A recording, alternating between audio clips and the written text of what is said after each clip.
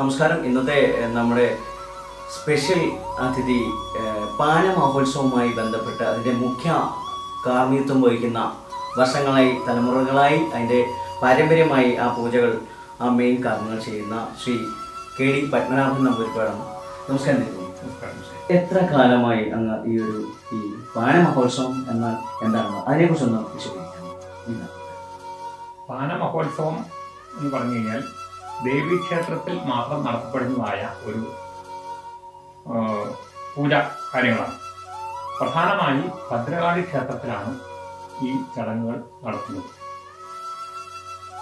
അത് പാരമ്പര്യമായിട്ട് പഴയ തലമുറ മുതൽ, എൻ്റെ മുത്തശ്ശൻ്റെ കാലം മുതൽ ഈ പാനപൂജ, ഗുരുതി പൂജ എന്നീ ചടങ്ങുകൾ നടത്തി പോരുന്നതാണ്. അതെന്തെങ്കിലും ഉദ്ദിഷ്ട കാര്യവുമായിട്ട് ബന്ധപ്പെട്ട് എന്താണത്? അതുകൊണ്ട് ഉദ്ദേശിക്കുന്നത് എന്താണ്? ലോക നന്മയ്ക്കായിട്ടുള്ളതാണോ അതോ ഒരു വിശേഷ വഴിപാട് പോലെ ഉദ്ദിഷ്ട എന്താണ്? അതിനെക്കുറിച്ച് ഡീറ്റെയിൽ ആയിട്ടൊന്ന് വിശദീകരിക്കണം. ലോക നന്മയ്ക്ക് എന്നുള്ളതല്ല, അതായത് എല്ലാ വിധത്തിലുള്ളതായ ഈ ഭഗവതിയുടെ അനുചരന്മാരായിട്ടും പഴയ കാലത്ത് ഈ ഭദ്രകാളിയുടെ ഭൂതഗണങ്ങളുടേതായ പല വിഷയങ്ങളും ഉണ്ടായിട്ട് പനി, അതുപോലെ ഭയബാധകൾ, ഇപ്പോൾ നമുക്ക് തന്നെ അറിയാം. അതായത് ചോറ്റാനിക്കര അങ്ങനെയുള്ളതായ ഇതിലെല്ലാം ബുദ്ധി പൂജകളെല്ലാം നടത്തുന്നുണ്ട്. അപ്പോൾ അങ്ങനെ നടത്തുമ്പോൾ അതിന് ഈ ഭയബാധകൾ, അതുപോലെ ഭൂത പ്രേത ആയിട്ടുള്ളതായ ആ ബന്ധങ്ങൾ, ഇതെല്ലാം ഇത് നടത്തപ്പെടുന്നതായ ആ ക്ഷേത്രത്തിൻ്റെ പരിസരത്തോ, അതായത് അസൂരി അങ്ങനെയുള്ളതായ ദോഷങ്ങൾ, അതൊന്നും വരാതിരിക്കുന്നതിന് വേണ്ടിയിട്ട് വാർഷികമായിട്ട് വർഷത്തിലൊരു തവണ ഈ ഗുരുതി എന്നുള്ളതായ പൂജകളാണ് പ്രധാനമായിട്ട് അതിന് നടത്തുന്നത്. അതുകൂടാതെ ഈ എല്ലാ ദേവീക്ഷേത്രങ്ങളിലും ഈ പാനപൂജ എന്നുള്ളതായ ചടങ്ങുകളില്ല. ചില പ്രധാന ക്ഷേത്രങ്ങൾ അത് പാരമ്പര്യമായിട്ട് അങ്ങനെ ഒരു കൊട്ടുംകളി എന്നുള്ളതായ ആ രൂപം പോലെയുള്ളതാണ്. അതായത് മുടിയേറ്റ് മുതലായ ആ രൂപത്തിൽപ്പെട്ടതായ കാരികദാനവ നിഗ്രഹം എന്നുള്ളതായ ആ ഒരു സങ്കല്പത്തിൽ വരുന്നതായ ഒരു അനുഷ്ഠാന കലയാണ്. അനുഷ്ഠാന കല എന്ന് പറയാൻ പറ്റില്ല, അനുഷ്ഠാന ആചാരകർമ്മങ്ങൾ. ആ കർമ്മമാണ് ഈ ഇതുകൊണ്ട് ഉദ്ദേശിക്കുന്നത്. അത് സ്പെഷ്യലി രോഗനിവാരണം കൂടി ഇതിനകത്ത് ഉൾപ്പെടുന്നു അല്ലേ? തിരുമേനി ഏകദേശം ഒരു 48 വർഷം ആയില്ലേ ഏകദേശം ഈ ഒരു? ഏകദേശം ഞാൻ ഇതിലേക്ക് വന്നിട്ട് തന്നെ 47-48 വർഷത്തോളമായി. അച്ഛൻ ഉള്ള കാലം മുതൽ അച്ഛൻ്റെ കൂടെ തന്നെ ഞാൻ ഇതിന് ഓരോ ക്ഷേത്രത്തിൽ ഇതിനുവേണ്ടി പോയി അച്ഛൻ്റെ കൂടെ നിന്ന് അതിൻ്റെതായ കാര്യങ്ങളെല്ലാം പഠിച്ച് ഇപ്പോൾ 48 വർഷമായിട്ട് നടത്തിക്കൊണ്ടുപോയി. ഇനിയിപ്പോൾ അത് കഴിഞ്ഞ തിരുമേനിയുടെ മകനാണ്, അതായത് അങ്ങയുടെ ആ ഒരു പാരമ്പര്യമായിട്ട് കൈമാറുന്നത് മാത്രമല്ല, ഞങ്ങൾക്ക് ഈ എല്ലാ ക്ഷേത്രങ്ങളിലും ഇല്ല, കുറച്ച് ക്ഷേത്രങ്ങളിലെ കാര്യങ്ങളാണ് ഞങ്ങൾക്ക് പ്രധാനമായിട്ട് ഉള്ളത്.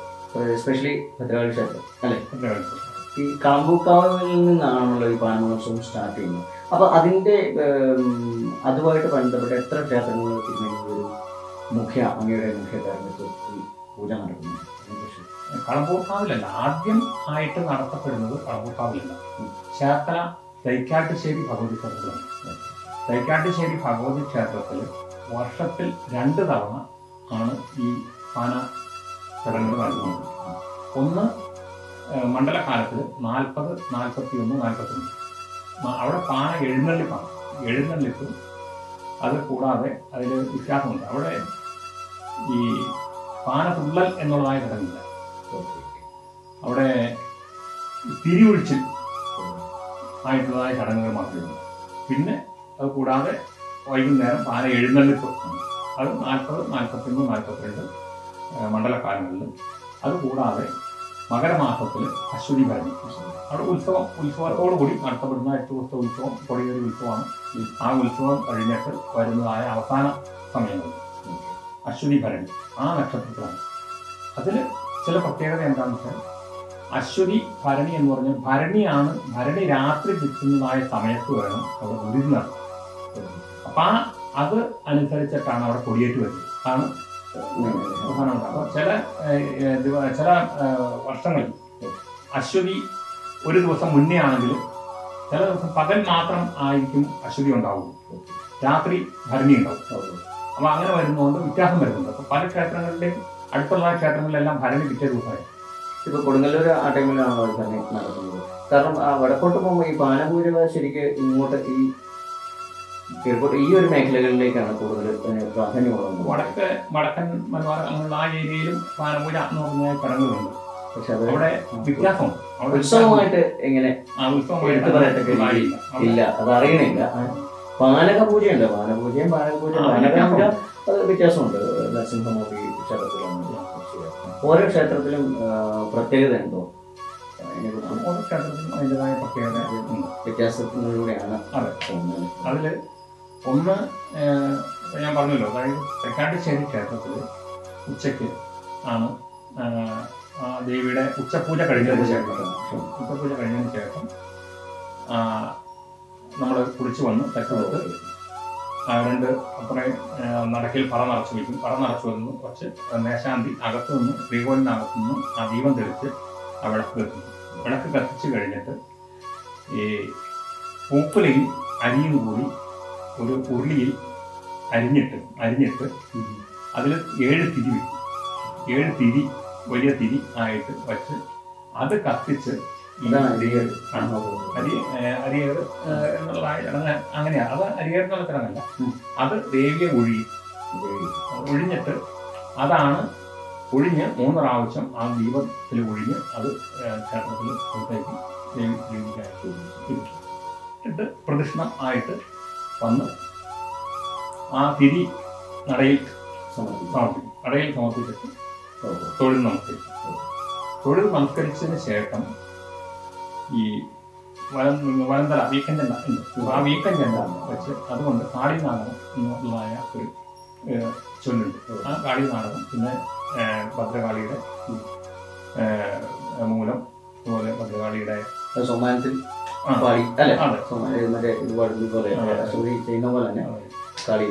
അത് ചൊല്ലി സമർപ്പിച്ച് കഴിഞ്ഞ അന്നത്തെ ഉച്ചത്തെ ചടങ്ങ്.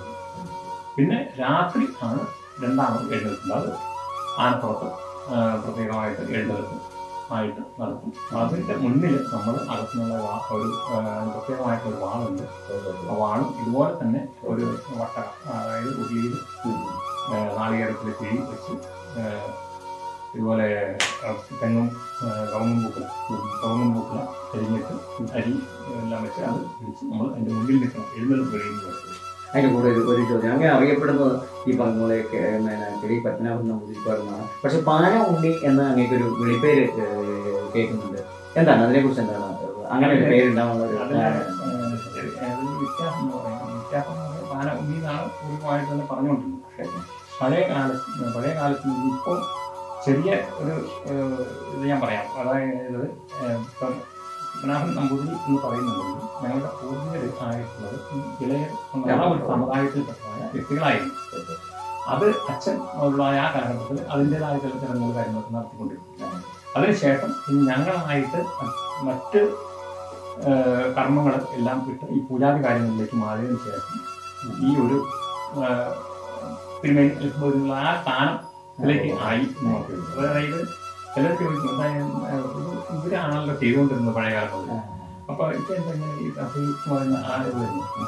അപ്പോൾ വിവാഹാദി കാര്യങ്ങൾ എല്ലാം വന്നു കഴിയുമ്പോൾ നമ്മുടെ ഈ കുടുംബവും ഈ നമ്മുടേതായ കുടുംബക്കാരും എല്ലാവരും കൂടെ ഒന്നായി ചെയ്യിച്ചിട്ട് ആ ഒരു തരംതിരിവോ വ്യത്യാസവും ഇല്ലാത്ത തരത്തിൽ പോയിക്കൊണ്ടിരിക്കുന്നു. പിന്നെ എന്നും നമ്മൾ ഉണ്ണിയാണ്. ഉണ്ണി എന്ന് പറഞ്ഞാൽ ദേവിയുടെ മുമ്പിൽ ഉണ്ണികളാണ് അല്ലേ, മക്കളാണ്, ദേവിയുടെ മക്കളാണോ, ദേവിയുടെ ഒരു പടയാളിയുടെ രൂപം ആയിട്ടുള്ള ഇതാണ്.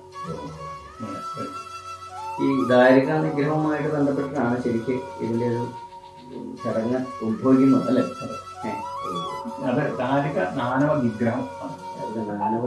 ദാരികൻ നാനവ നിഗ്രഹമായിട്ടാണ് ഈ ഇതിൻ്റെ ഉത്ഭവം. അതിൽ തൈക്കാട്ടുശ്ശേരിയിൽ ഇതുപോലെ തിരിവിളിച്ചത് കാര്യങ്ങളേക്കുള്ളൂ. കളമ്പൂർക്കാവിൽ അതിലും കുറച്ച് ഒരുപാട് വ്യത്യാസങ്ങളുണ്ട്. ഓരോ ക്ഷേത്രത്തിൻ്റെയും പ്രത്യേകമായിട്ട് പറയണമെങ്കിൽ അങ്ങനെ പറയാം. ഈ കളമ്പൂർക്കാവിലെ ഒരു പ്രത്യേകത എന്താണ്? കളമ്പൂർക്കാവാണ് കൂടുതൽ ഈ പറഞ്ഞ തിരുമേനി നേരത്തെ പറഞ്ഞ ആ ഒരു തൈക്കാശ്ശേരി അമ്പലം അറിയാം, പക്ഷെ എന്നാലും ഇത് കൂടുതൽ പാന ഇങ്ങോട്ടാണ് കൂടുതൽ ഈ പിറവം അല്ലെ ഈ ഒരു സൈഡിലേക്കാണ് കൂടുതൽ പാന പൂജയ്ക്ക് ഒരു മെയിൻ ഇമ്പോർട്ടൻസ് ഉള്ളത്. പാന ഇവിടെ കളമ്പൂർ കാവില് പ്രത്യേകത എന്താണെന്ന് വെച്ചാൽ അവിടെ എല്ലാ ജാതി മതസ്ഥർക്കും ഈ പാന തുള്ള എന്ന് പറഞ്ഞാൽ ഈ 13 വയസ്സ് കഴിഞ്ഞതിന് ശേഷം, അതായത് യുദ്ധ പാരമ്പര്യത്തിന് യൗവനയുക്തരാവണം എന്നാണ് പറയുന്നത്. നേരത്തെ 16 വയസ്സ് എന്നാണ് പറയുന്നത്, പക്ഷേ ഇപ്പോൾ എന്തായാലും 13 വയസ്സ് മുതലുള്ള ആളുകൾ എടുക്കുന്നത്. അതായത് ഒരു പടയാളിയുടെ സ്ഥാനം ആ ഒരു യൗവനയുക്തനാവണം ഇത് ഈ പാന തുള്ളാനായിട്ട് വരുന്നതായ പടത്തലവന്മാരല്ല, ഇവരുടെ അതായത് പടയാളികളാണ് ദേവിയുടെ അനുചരന്മാർ. ദേവിയുടെ പടയാളികൾ എന്നുള്ള രീതിയിലാണ് ഈ ഇത് വരുന്നത്. കാമ്പുകാവണം. പിന്നെ അത് കൂടാതെ തിരുമേനി അത്ര നേരത്തെ ക്ഷേത്രങ്ങളെ കുറിച്ച് പറയുമല്ലോ, കുന്നപ്പള്ളിക്കാവ് അതുപോലെ കളപ്പൂരിലെ തന്നെ കുറച്ചും കൂടെ വേണമെങ്കിൽ വിശദീകരിക്കാം. അതായത് അവിടെ ആദ്യ കാലഘട്ടത്തിൽ ഞാൻ വരുന്നതായ സമയത്ത് കുറച്ച് ആളുകൾ 10, 25, 30 പേരൊക്കെ ഉണ്ടായിരുന്നു. ഇപ്പോൾ അവിടെ ഏകദേശം 300-350 അത്രയും ആളുകൾ ഏകദേശം അവിടെ ഈ പണിതാനായിട്ട് വരുന്നു. അത് 7 ദിവസത്തെ നോയമ്പ്. 7 ദിവസത്തെ നോയമ്പ് അത് ഈ പൂജ ചെയ്യുന്നതായ ആ ഉണ്ണി വേണം, 7 ദിവസം നോയമ്പ് വേണം. ഇത് ആചരിച്ച് വരുന്നതായ ആളുകൾ അത് പല ദേശത്തു നിന്നും പല ദിക്കിൽ നിന്നും ഇതിന് നോയമ്പെടുത്തിട്ട് വരുന്നുണ്ട്. വന്നു കഴിഞ്ഞ് 7 ദിവസത്തെ നോയമ്പെടുത്ത് ആദ്യത്തെ ദിവസം അരിയേറ് എന്നുള്ളതായിട്ട് നമുക്ക് അരിയേറ് ചടങ്ങ് എന്ന് പറഞ്ഞാൽ ആ വൈകുന്നേരം അത്താഴപ്പൂജയ്ക്ക് ശേഷം ഇവിടെ ഈ പാനപ്പുര, പ്രത്യേക ഒരു പാനപ്പുരയുണ്ട്. അപ്പോൾ ആ പാനപ്പുരയിൽ സ്വസ്തിക പത്മം ഇട്ട് വടക്കോട്ട് ആണ് പൂജ.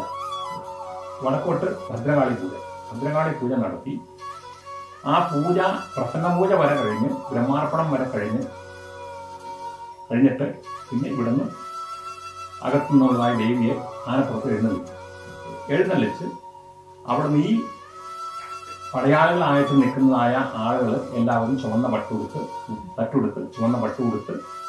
അവർ അനുചരന്മാരായിട്ട് അതിൻ്റെ കൂടെ അതിൻ്റെ പടത്തലവൻ എന്ന് പറഞ്ഞാൽ നായകത്വം വഹിക്കുന്നതായ ആചാര്യൻ. അപ്പോൾ ആ ആചാര്യനായിട്ട് ഞാനും കൂടെ കൂടി പോയി പടയാളികളായിട്ട് പോയി പാനനട എന്ന് പറയുന്നതായിട്ട്. പാനനട എന്ന് പറയുന്നത് ഈ പാനക്കണ്ടം എന്നാണ് പറയുന്നത്. പാനക്കണ്ടം എന്ന് പറഞ്ഞാൽ അവിടെ യുദ്ധം നടത്തുന്നതായ പോർക്കളം എന്നുള്ള ആ ഒരു സങ്കല്പമാണ് ഈ പാനനട എന്ന് പറയുന്നത്. അപ്പോൾ അവിടം വരെ എഴുന്നള്ളിച്ചു പോയിട്ട് അവിടെ ഈ പാന നോയമ്പെടുത്തതായ ആളുകൾ എല്ലാവരും നിരന്ന് നിൽക്കും. അവർ നിന്ന് കഴിയുമ്പോൾ അതുവരെ അവർ മനുഷ്യ രീതിയിൽ മാത്രമാണ്. അതിനുശേഷം അവരെ ഈ ദേവിയുടെ പടയാളികളാക്കുകയാണ്. അവിടെ പഞ്ചലങ്കാര പൂജയുണ്ട്. പഞ്ചലങ്കാര പൂജ എന്ന് പറഞ്ഞാൽ ആദ്യം എല്ലാവർക്കും അത് കൈകാൽ ശുദ്ധി ചെയ്യാനായിട്ട് വെള്ളം കൊടുക്കും. അത് കഴിഞ്ഞ് വെള്ളം, ചന്ദനം, പൂ, ധൂപം, ദീപം, വെള്ളം ഇതെല്ലാം ആയിട്ട് പഞ്ചലങ്കാര പൂജ കഴിഞ്ഞ് തിരിച്ച് ഇവിടെ വന്നിട്ട് ഈ ഇതുപോലെ കവുങ്ങും പൂക്കളിയും അരിയും കൂടെ ഈ തിരിയും കൂടെ കൂടി ഉള്ളത് കത്തിച്ച് ദേവിയെ ഒഴിഞ്ഞതിന് ശേഷം ഇത് എടുത്ത് 3 തവണ ഈ പടയാളികളുടെ നേരെ നമ്മൾ എറിയും. അതാണ് അരിയേറെന്ന് പറഞ്ഞു കഴിഞ്ഞാൽ നമ്മൾ യുദ്ധത്തിനുള്ള തയ്യാറെടുപ്പാണ്. അതായത് നാളെ ഇപ്പൊ യുദ്ധത്തിന്റെ ഇത് തുടങ്ങുകയാണ്. ഇപ്പൊ ദാരികദാനവും വിഗ്രഹം അസുരന്മാരെ വധിക്കാൻ വേണ്ടിയിട്ട് ഈ ദാരികനെ കൊണ്ടും ദാനവനെ കൊണ്ടും യാതൊരു വിധത്തിലുള്ളതായ ഇതുകൊണ്ട് ആർക്കും യാതൊരു വിധത്തിൽ നിക്കക്കളിയില്ലാത്ത അവസ്ഥ വരുന്നതായ സമയത്ത് അവരെ നിഗ്രഹിക്കാൻ വേണ്ടിയിട്ട് ഭദ്രകാളിയുടെ അടുത്ത് പോയി പ്രാർത്ഥിക്കുകയാണ്. ശിവനെ പ്രാർത്ഥിക്കുക. ശിവന്റെ ഇതായിട്ട് ആണ് ഈ ഭദ്രകാളി രൂപം കൊണ്ടുള്ളത് പറയണം. അപ്പൊ അങ്ങനെ ആ ഭദ്രകാളി രൂപം എടുത്തിട്ട് അതിന് നാളെ ഇതിനുള്ള യുദ്ധത്തിന്റെ തയ്യാറെടുപ്പ് ആയിട്ട് ഈ പടയാളികളെ നമ്മൾ ആക്കുകയാണ്. അന്ന് മുതൽ പഴയ കാലത്ത് ആണെങ്കിൽ അത് കഴിഞ്ഞാൽ ക്ഷേത്രത്തിൽ തന്നെ അന്ന് ആളുകൾ കുറവായിരുന്നു. ക്ഷേത്രത്തിൽ തന്നെ അവിടെ താമസിക്കുകയാണ്.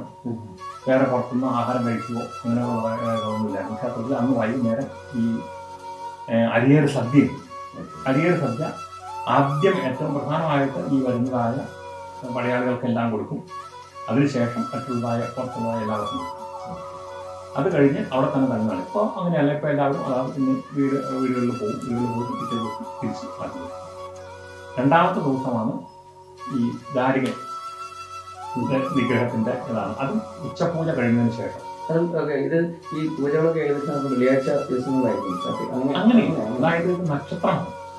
അതായത് ഇവിടെ വരുന്നത് തെക്കാശ്ശേരിയിൽ വരുന്നത് അശ്വതി ഭരണി, അതായത് മകരമാസത്തിൽ അശ്വതി ഭരണി, ആ സമയത്താണ് അതിന്റെ ഇത് വരുന്നത്. ഇവിടെ ആണെന്നുണ്ടെങ്കിൽ കുംഭമാസത്തിൽ ചതയം, പൂരുട്ടാതി, ഉത്തരട്ടാതി ദേവം. ഇതിനും വ്യത്യാസമുണ്ട്. അതായത് രേവതി ഉച്ചയ്ക്ക് രേവതി നക്ഷത്രം കിട്ടുന്ന സമയത്താണ് കടമ്പൂർ കാവില് പാന ആരംഭിക്കുന്നത്.